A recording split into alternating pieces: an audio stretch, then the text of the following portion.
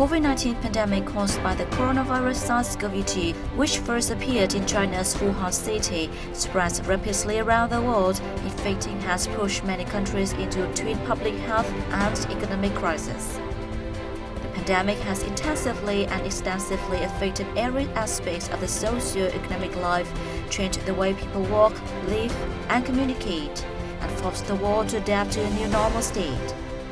The race to seek and develop COVID-19 vaccines have seen considerable progress, with some countries having begun to conduct vaccination programs. The race to the White House took place amid the COVID-19 outbreak, with more than 81 million votes and 306 out of 538 electoral votes. Joe Biden became the 46th president of the U.S. Kamala Harris, meanwhile, became the first female vice president in the country's history. Protracted arguments and a legal battle following the election on November 3rd deepened divisions and disagreements within the U.S. political arena and society. The difficult transition has also hampered efforts to fight the pandemic, with the U.S. already posting the highest number of COVID-19 infections and fatalities in the world. After 8 years of negotiations, 10 ASEAN member nations and 5 partners on November 15th signed the Regional Comprehensive Economic Partnership Agreement, forming the world's largest free trade area with 2.2 billion consumers, or more than 30% of the global population, and a combined GDP of about 30% of the global economy. The RCEP is a comprehensive, high-quality agreement that creates important momentum for promoting growth and recovering the global economy, which is currently in recession due to COVID-19. The International Monetary Fund estimated that the global economy will contract by 4.4% in 2020 due to the impact of COVID-19. Lockdown and border shutdown measures to contain the spread of the coronavirus have led to a trade stagnation and disruptions in supply chains, triggering a wave of business bankruptcies worldwide. The global market has witnessed the strongest ever fluctuations, with stock markets activating the circuit breaker mechanism to halt trading. Countries have also launched economic stimulus packages, along with unprecedented monetary and emergency lending measures to aid their economies. Israel set up diplomatic ties with 4 Arab nations, namely the United Nations Emirates, Bahrain, Sudan, and Morocco.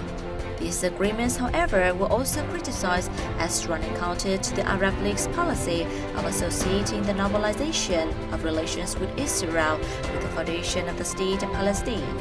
There also remained many latent risks after the killing of the commander of Iran's Quds Force, Qasem Soleimani, in the U.S. airstrike, and the assassination of Iran's leading nuclear scientist, Mohsen Fakhrizadeh. The protests against racial discrimination across the U.S., which followed the death of African-American man George Floyd from police violence, spread around the world, involving hundreds of thousands of demonstrators. Many protests in the U.S. turned into riots, leading to a serious racial crisis. Meanwhile, a wave of protests was seen in Islamic countries to call for a boycott of French products, following French President Emmanuel Macron's declaration of support for the publication of cartoons of Prophet Mohammed.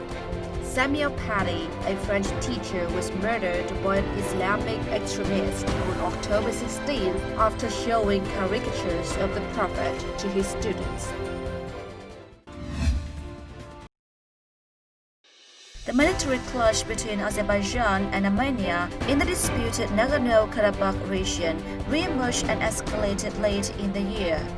The month of hostilities led to thousands of casualties and jeopardized security and stability across the Caucasus.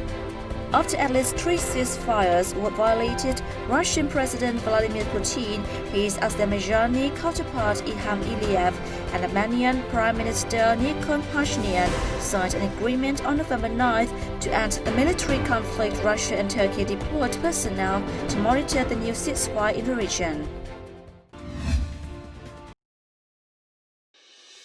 After nearly 9 months of tough talks, the United Kingdom and the European Union struck an agreement reshaping the trade relations in the future after the transition period ends on December 31, 2020. The agreement will provide a legal foundation for the UK and the EU to avoid a chaotic breakup and ensure that the flow of goods worth hundreds of billions US dollars will continue between the UK and 27 EU members. Tech platforms with billions of users like Facebook, Google, and Twitter have been investigated or sued in many countries for not acting strongly enough to prevent the spread of wrong information or illegal content. A large number of major businesses have joined a campaign to boycott advertising on Facebook and Twitter to put pressure on them to fight hazardous misinformation. Facebook and Twitter have also faced an array of charges of personal data leaks, privacy policy violations, and unfair competition.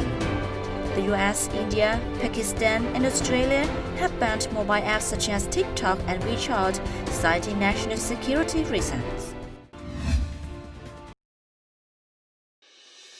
Diego Maradona, one of the greatest footballers of all time, passed away suddenly on November 25th at the age of 60. Argentina had 3 days of national mourning, with tens of thousands of people coming to pay tribute to him, while many events were held worldwide in his name. Argentina decided to rename the Argentina Professional League Cup to the Diego Maradona Cup, while Napoli City in Italy, where he once played, renamed its San Paolo Stadium the Diego Armando Maradona Stadium. Maradona was honored in 2000 as a FIFA Player of the 20th Century. Though his personal life was often controversial, for his talent, devotion, and capacity as a source of strong inspiration, he won over the hearts of generations of football fans around the globe.